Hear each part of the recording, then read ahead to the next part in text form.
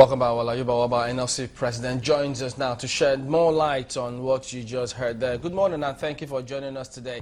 Well, what do we make of this now? Because first and foremost, could you confirm to us, are you going back to negotiation? Because the headlines over the week was that Labour, I beg your pardon, the government had said Labour had to suspend the strike before we can go back to the negotiating table. Is that still going to happen?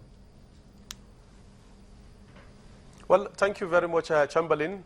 It has been in our tradition to continue to dialogue on any issue that NLC is passionate about, especially this twin issue of the increase in tariff and also the increase in pump price of PMS.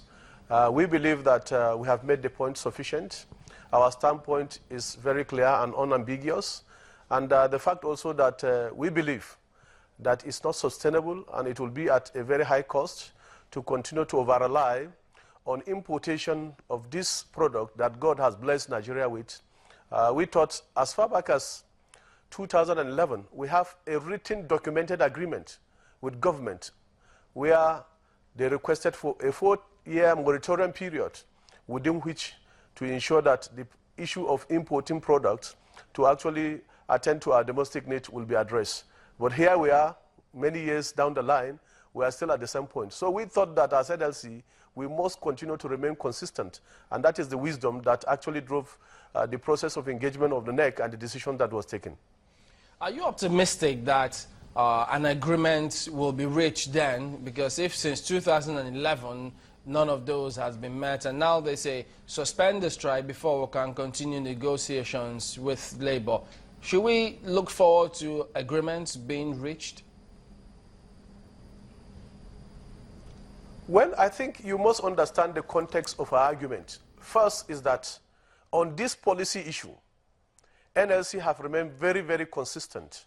In fact, over 3 decades ago, if you look at the consistency and the policy discourse that NLC have driven, it means that we have remained very consistent. The second issue is also that it's not about, first, refusing also to participate in the dialogue process. We went into this action on the belief that our standpoint must be known and we must remain consistent. And I think that has been established. Secondly, when we go into negotiation, we also look at what will be our BRS minimum. It's either you accept a position or you reject a position and you stand by the fact that you have rejected a position. Negotiation does not mean that you have to agree hook, line, and sinker on the position that have been advanced. For us, it's better we remain consistent, even where we are standing alone, because we also believe that on this issue, it will not serve the interests of Nigeria and the interests of the downtrodden, especially the working class, to continue to over-rely on importation. And as I said, we have consistently remained on this position. And that is the reason why we thought that we should continue to remain. On the issue of the dialogue, let me say emphatically that, yes, arising from the intervention of well-meaning Nigerians, which we have said clearly who they are, the National Assembly, and particularly the leader of the All Progressive Congress, who led a very powerful delegation to the Secretariat of NLC to try to persuade NLC to suspend the action and resume negotiation. We thought that we should give it a thought. We'll go there with open mind to discuss those issues, and also that in the discussion process, we'll try to advance a lot of reasons where we think that it should not be only this issue of importation. We can also look at other policy options, which we are going to come to the table with. Issues that can be able to, on sustainable basis, address this challenge holistically. Because if you look at the parameter or the premise of this particular policy decision, is to the effect that it's on 2 main variables. The first variable is the exchange rate. And the second variable is the price of crude oil at international market. So if we over-rely on these 2 variables, which is not entirely under our control or the control of government, it then means that in a short while, we'll still come back to the same cycle, arguing the same issue, which is what have happened over time, from the period of the present dispensation of democracy from 1999, it has been the same argument and the same cycle. And we thought that we should be able to do something different and something that will be sustainable, and this issue should be put behind us, especially that the main option that we are bringing to the table is how can we make our refineries to work. Over time, people have said that the refineries are old, they cannot be revamped, and I think we have proven that to be wrong. Around the world, you find refineries of more than 110 years. And therefore, Nigerian refineries are one of the best and newest around the world. With turnaround maintenance, it's possible that these refineries can be put back on track. But more importantly is also the fact that refineries can be upgraded.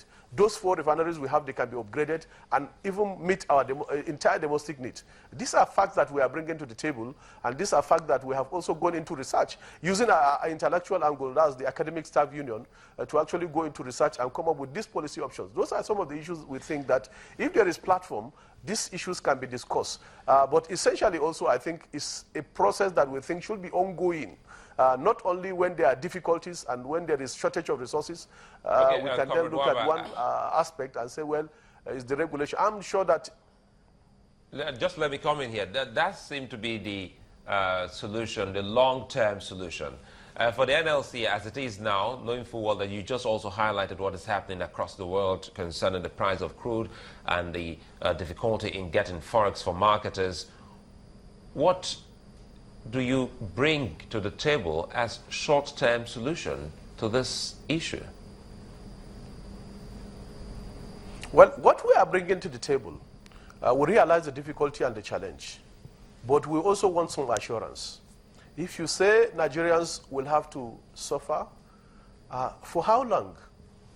Because we need to know this direction we are going, how long will it take us to be able to get out of it? There must be some assurances. What of price stability? Is there any assurance? Because if you look at the twin issue of the exchange rate and the price of crude oil at the international market, it then becomes very clear that if, for instance, by tomorrow the price of crude oil rose to over $120 per barrel, it then means that the domestic price also will go up astronomically. And these are issues that I think we must, from the beginning, before we go into it, we must be able to look at it carefully. Because the primary purpose of governance everywhere in the world is about the good and welfare of the people. And therefore, if this policy will actually plug many into situation of difficulty, which it has started to do, because it depends largely on the price of this very important commodity for you to drive your businesses, both small, medium, and micro businesses. People over-rely on the use of petrol because our power sector is not yours fixed. And we don't have alternative means of transportation like we have in other spheres, like the trams and the trains which we have. So it will have a multiplier effect, especially that the purchasing power of ordinary Nigerians, especially workers that are on fixed wages, have been virtually reduced to nothing. So this is the argument. And therefore, when we are coming to the table, we thought that we should have timeline within which we should be able to exist this measure that have been put in place. That is the hike in price. And therefore, we must also agree, like we did in 2011, documented, when do we think we can be able to move into the next phase of fixing our refineries and also addressing the issue of bunkering and sabotage going on? Because we have realized that what is going on in the oil and gas sector, where most of our facilities are vandalized, is because of the fact that it is cheaper and easier, and you make quick money when you import and dispose of it. And therefore, it's like an incentive to those people that it is easier and cheaper actually to import product instead of the issue of working towards the refineries. And that's why it has been very difficult, despite the fact that as far back as 2011, more than 6 companies were given licenses to actually build refineries. They thought that that would be a waste of resources to try the resources, and therefore there is no guarantee, especially the fact also that this process have led to what is happening now in the oil fields, and the fact that there have been a lot of sabotage. So those are the twin issues that I think... If I could bring this in, because many are also asking for further explanation from government about how they arrived at 145 naira per litre ceiling, because if they had looked at the PPPRA templates for subsidy, if they added that to the current price of 86.50, it didn't get up to 145. Are you going to ask government then to shed more light and perhaps, first of all, bring it down from 145?